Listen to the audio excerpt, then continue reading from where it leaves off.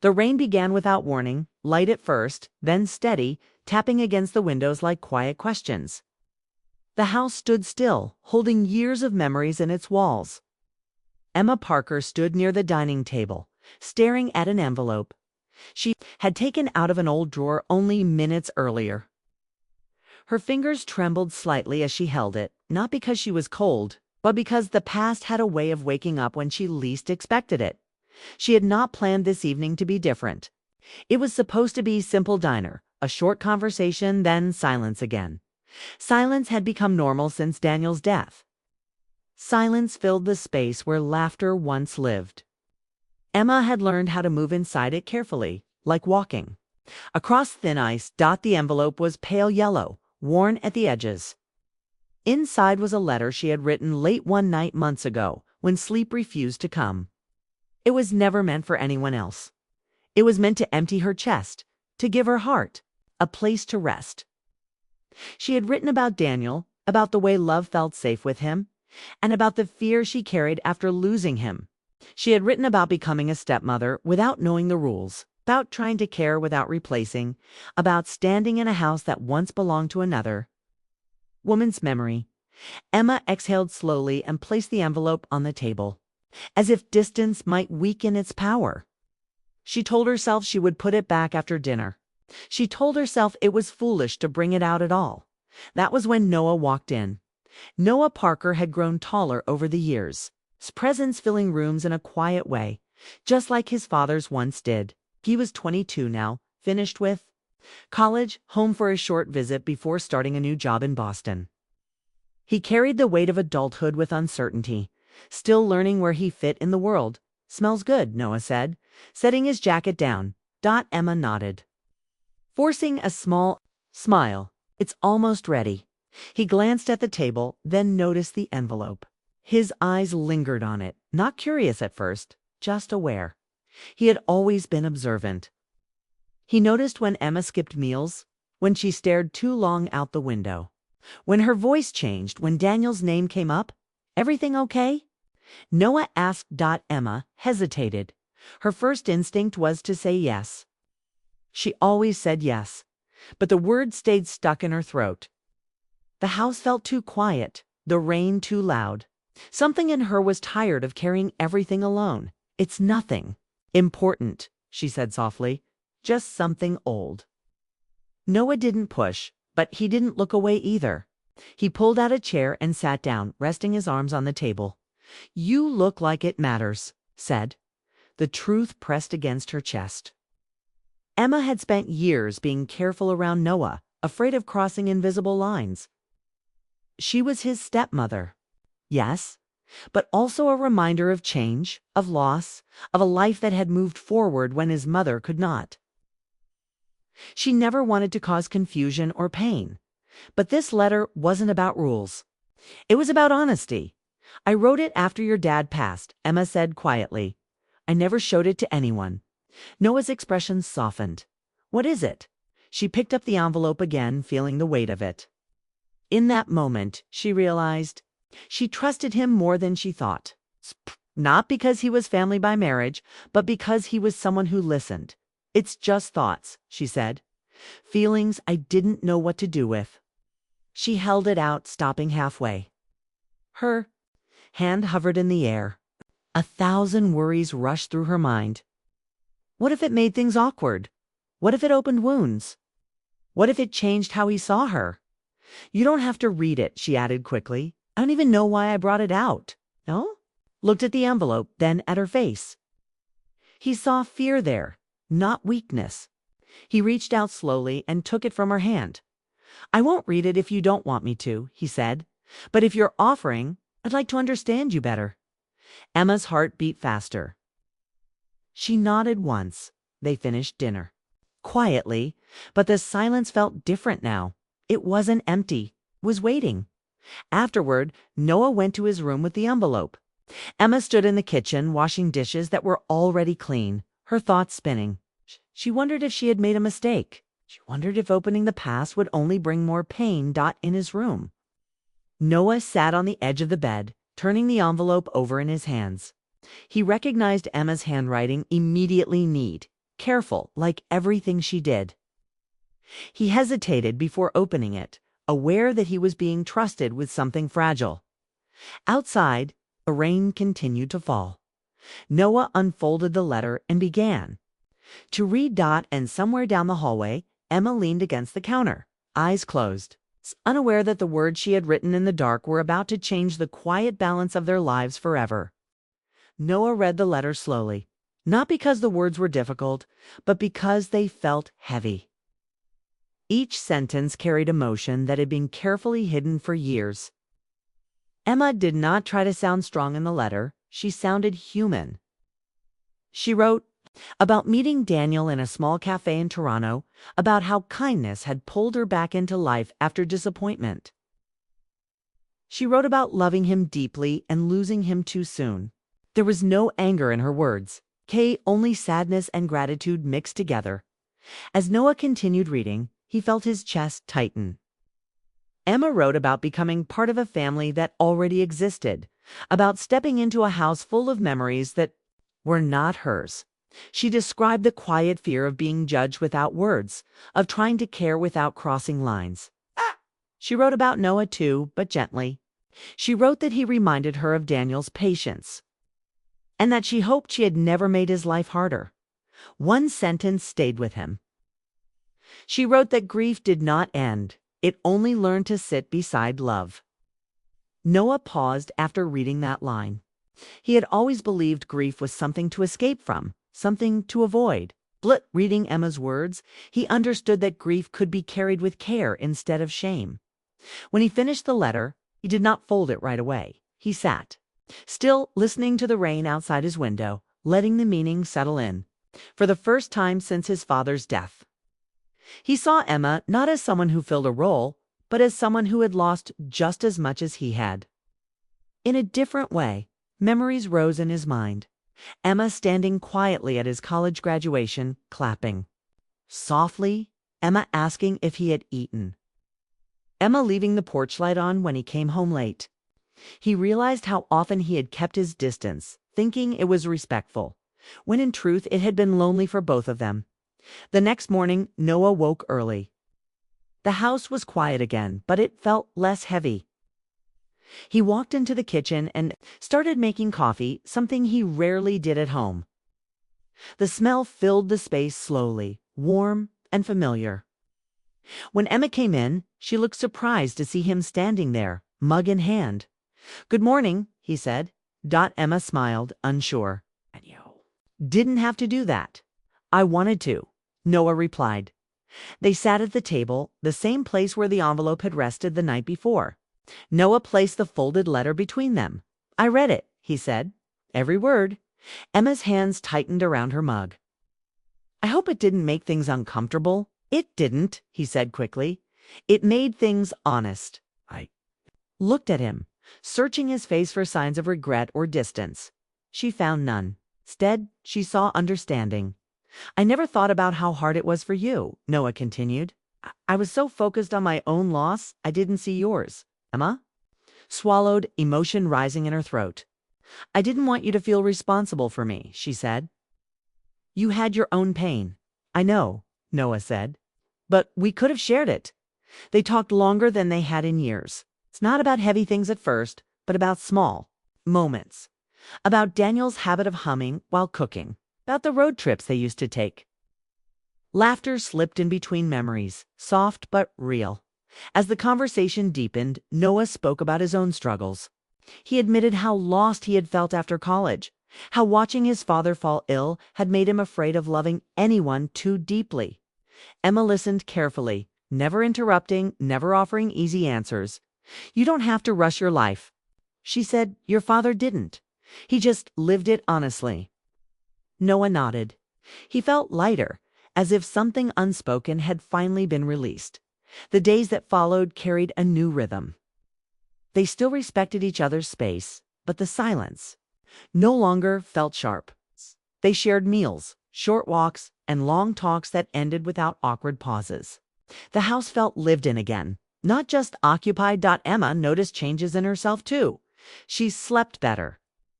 She wrote again in the evenings, not letters this time, but thoughts about healing and connection. She realized that showing the letter had not reopened wounds, it had allowed them to breathe. One afternoon, as they sat on the porch watching the sky change colors, Emma felt a quiet awareness settle in her. Emotional closeness could be powerful. It could comfort, but it could also confuse if left without care. She knew the importance of clear boundaries, especially in relationships shaped by family and loss. Still, what was growing between them was not confusion. It was mutual respect. That night, as Noah went back to his room, he paused at the doorway. "I'm glad you showed me that letter," he said. Emma smiled gently. "Me too." Neither of them knew exactly what the future would bring, but both understood something important had already begun. Not romance, not conflict, but trust. And trust, once opened, had a way of changing everything. The change between them was quiet but steady. Days passed with an ease that neither of them questioned. Mornings started with shared coffee. Evenings ended with short talks on the porch or in the living room, where the lights stayed dim and the voices stayed calm. Nothing felt forced. Nothing felt rushed. Still, Emma stayed aware of every feeling that passed through her heart. She noticed how Noah listened when she spoke. Not politely, but fully. He asked questions. He remembered small details. It felt good to be seen again, and that feeling surprised her. She reminded herself that connection did not always mean romance. Sometimes it meant safety. Noah, on the other hand, felt steadier than he had in a long time. He was sleeping better. His thoughts were clearer. The letter had opened something in him, not toward Emma in a confusing way, but toward life itself. He found himself thinking about the future instead of avoiding it. One evening, they sat outside as the air cooled. The sky was clear and the stars came out slowly. Emma held a blanket around her shoulders. Noah leaned back in his chair, hands folded, quiet, longer than usual. "Can I say something?" Noah asked. Emma turned toward him. "Of course. I don't want things to get strange between us," he said carefully. "I like how things are. I feel supported." Emma nodded. She had been waiting for this moment, though she did not know exactly what it would sound like. "I feel that too," she said. "And because of that, I think it's important we talk honestly." Noah sat up a little straighter, listening. "I care about you," Emma continued, "but I care in a way that needs to stay clear and healthy. Your family. And I want to protect that." Noah did not look offended. He looked relieved. "I understand," he said. "I never wanted anything unclear. Just didn't know how to say it." They sat in silence for a moment, letting the words settle. The night felt calm, not tense. "I think," Noah said slowly, "this closeness helped me realize something." Emma waited. "I've been afraid to move forward," he said. "With relationships. With people. I didn't want to feel loss again." Emma watched his face. She saw honesty there, not confusion. "But reading your letter," he went on, "and talking with you, it showed me that love doesn't disappear just because it ends. It changes, and that doesn't make it dangerous." Emma felt emotion rise, but she kept her voice steady. "That's true." Noah smiled slightly. "So I did something today." Emma raised an eyebrow. "What did you do?" asked someone. "Out," he said. Her eyes widened, then softened. "You did?" He nodded. "A woman I met through work. I've liked her for a while, but I kept making excuses." Emma smiled, warmth spreading through her chest. "I'm really proud of you." Noah exhaled as if releasing a breath he had been holding for years. "I don't know where it will go, but I'm not hiding anymore." That night marked a quiet shift. Emma realized the unexpected thing that had begun was not emotional confusion, but emotional clarity. By speaking honestly, they had protected each other. In the days that followed, Noah prepared to leave for Boston. He packed boxes, made lists, and planned his move. Emma helped without sadness this time. Letting go felt different now. It felt earned. On his last evening in the house, they shared dinner one final time before his departure. The conversation was light. They talked about work, travel, and small plans for the future. Before going to bed, Noah stopped in the hallway. "Thank you," he said. "For what?" "Emma asked for treating me like an adult," he replied. "And for trusting me." Emma smiled. "That trust goes both ways." After he left the next morning, the house was quiet again. But it was not lonely. Emma sat at the table where the envelope once rested and opened her notebook. She began to write, not about loss, but about balance. She understood something now. Emotional closeness required honesty. Care required boundaries. And love, in all its forms, needed respect to survive. The unexpected thing that had started was not a risk. It was growth. Months passed, and the house felt lighter than it had in years. The rain still came, the wind still whispered through the trees, but inside, Kame noticed a warmth she hadn't realized was missing. Noah visited often, sometimes for a weekend, sometimes just for a few hours, but each time he arrived, the house seemed to breathe differently. There was laughter now, casual and unforced. There were conversations that lasted past dinner and evenings where the porch lights stayed on long. After the sun went down, life was moving forward, not hurriedly, but with intention, and Emma felt a quiet joy in that rhythm. Noah had changed too. He was more confident, more willing to express himself. He talked about his new relationship, the woman he had met after. The conversations with Emma had encouraged him to open his heart. He shared stories about work in Boston, small victories and tiny frustrations, and Emma listened, finding pride and warmth in the way he navigated life. Their conversations were honest, full of emotion, but always safe. The boundaries they had discussed long ago remained clear, and that made the connection stronger, not weaker. One afternoon, Noah asked if they could sit outside together. The sky was clear, the air crisp, and the leaves were just beginning to turn shades of amber and gold. Emma wrapped a shawl around her shoulders, and they sat in silence for a few moments. Watching the world change slowly around them, Noah spoke.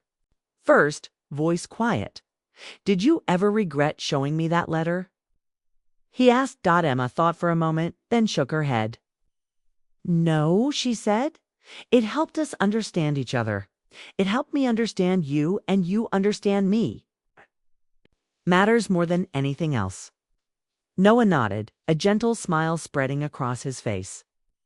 "I never realized how much I needed that honesty. Not just from anyone, but from you." Emma felt her chest tighten. There was an unexpected pride in seeing Noah grow.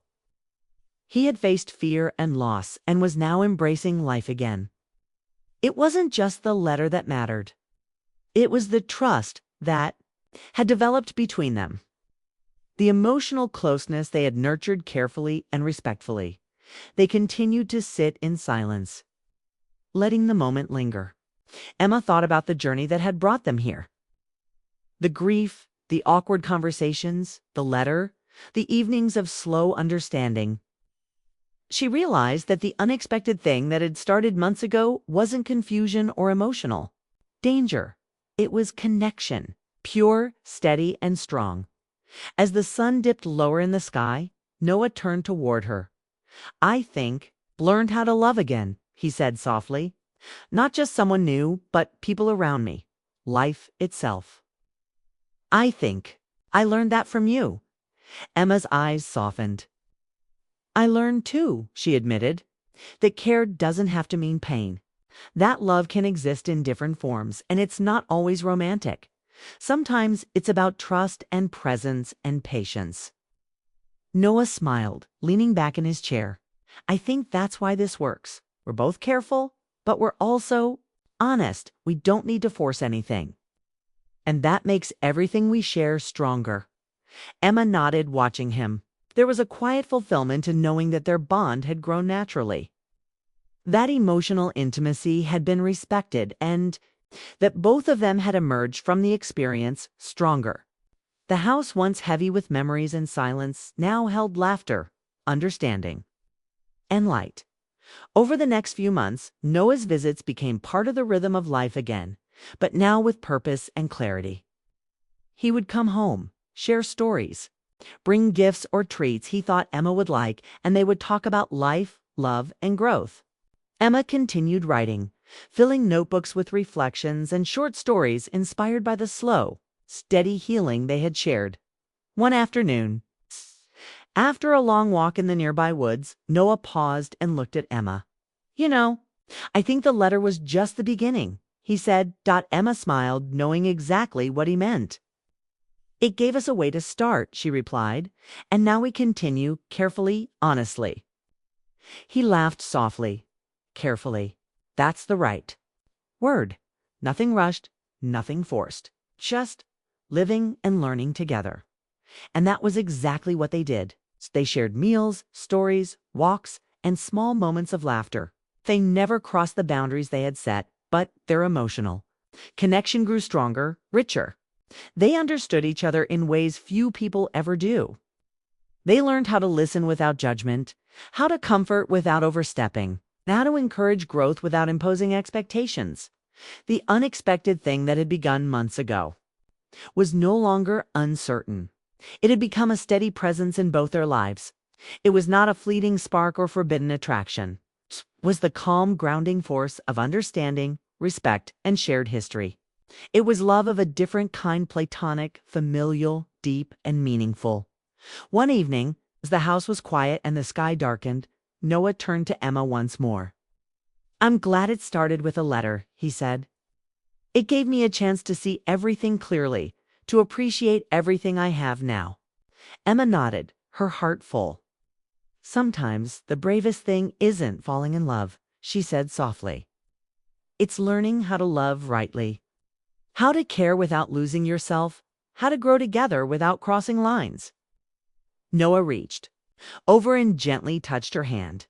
Not a romantic gesture, but a gesture of gratitude, connection, and trust. Emma felt warmth and relief. Everything had been earned. Every emotion carefully nurtured and respected.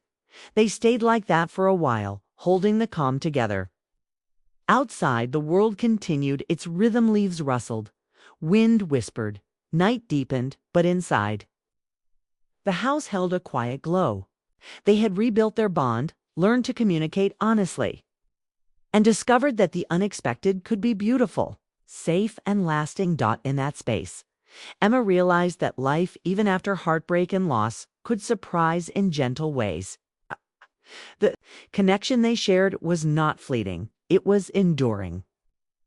It was proof that when trust, respect, and understanding lead the way, emotional intimacy can heal rather than hurt. And so, the unexpected thing that had started with a single envelope, a single act of courage, had grown into a lifelong lesson. That love, any form, flourishes best when it is nurtured with honesty, care, and patience. Their hearts were no longer alone. They were intertwined in the best possible way, steady, safe, and full of hope.